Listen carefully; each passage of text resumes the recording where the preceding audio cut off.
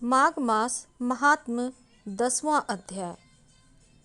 यमदूत कहने लगे कि हे वैश्य, एक बार भी गंगा जी में स्नान करने से मनुष्य सब पापों से छूटकर अत्यंत शुद्ध हो जाता है। जो मनुष्य गंगा जी को दूसरे तीर्थों के समान समझता है वह अवश्य नरक में जाता है। भगवान के चरणों से उत्पन्न हुई गंगा जी के पवित्र जल को श्री शिव जी अपने मस्तक में धारण करते हैं और वह ब्रह्मा जो संदेह रहित प्रकृति से अलग और निर्गुण है, ब्रह्मांड में उनकी समानता किससे हो सकती है। गंगा जी का नाम हजारों योजन दूर से ही लेने वाला नरक में नहीं जाता, इसीलिए मनुष्य को अवश्यमेव गंगा जी में स्नान करना चाहिए। हे वैश्य, जो ब्राह्मण दान लेने का अधिकारी होकर भी दान नहीं लेता, वह आकाश के नक्षत्रों में चंद्रमा के समान है। जो कीचड़ में गौ को निकालता है, जो रोगी की रक्षा करता है या जो गौशाला में मरता है, वह आकाश में तारा होता है। प्राणायाम करने वाले मनुष्य सदैव उत्तम गति को प्राप्त होते हैं। प्रातः के समय स्नान के पश्चात जो 16 प्राणायाम करते हैं वह घोर पापों से बच जाते हैं। जो पराई स्त्री को माता समान मानते हैं वह यम की यातना को नहीं भोगते।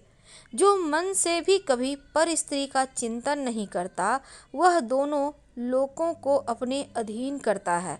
जो पराये धन को मिट्टी के समान समझता है वह स्वर्ग में जाता है। जिसने क्रोध को जीत लिया मानो उसने स्वर्ग को ही जीत लिया। जो माता पिता की सेवा देवता तुल्य करता है वह यम द्वार नहीं देखता और जो गुरु की सेवा करता है वह ब्रह्मलोक को प्राप्त होते हैं। सील की रक्षा करने वाली स्त्री धन्य है।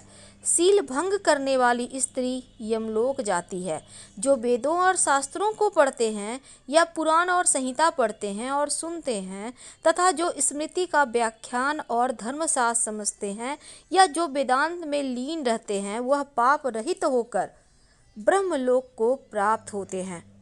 जो अज्ञानियों को वेद शास्त्र का ज्ञान देते हैं वे देवताओं से भी पूजित होते हैं। यमदूत ने कहा कि वैश्य श्रेष्ठ यमराज ने हमको वही आज्ञा दे रखी है कि तुम किसी वैष्णव को मेरे पास मत लाओ।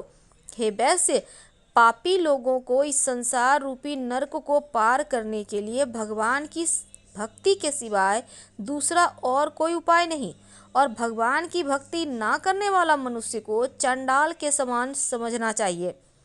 भगवान के भक्त अपने माता पिता दोनों के कुलों को तार देते हैं और उनको नरक में नहीं रहने देते, और जो मनुष्य वैष्णव का भोजन करते हैं वे भी भगवान की कृपा से श्रेष्ठ गति को प्राप्त होते हैं। बुद्धिमान को सदैव वैष्णव का अन्न खाना चाहिए, इससे बुद्धि पवित्र होकर मनुष्य पाप नहीं करता।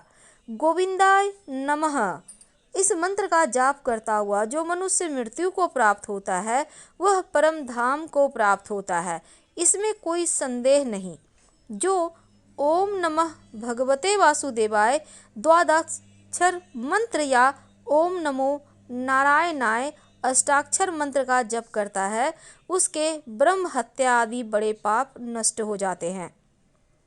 तो माघ माह महात्म्य 10वां अध्याय समाप्त हुआ। कल हम आपके साथ 11वें अध्याय के साथ मिलेंगे। अभी हम आपसे विदा लेते हैं। हर हर महादेव। धन्यवाद।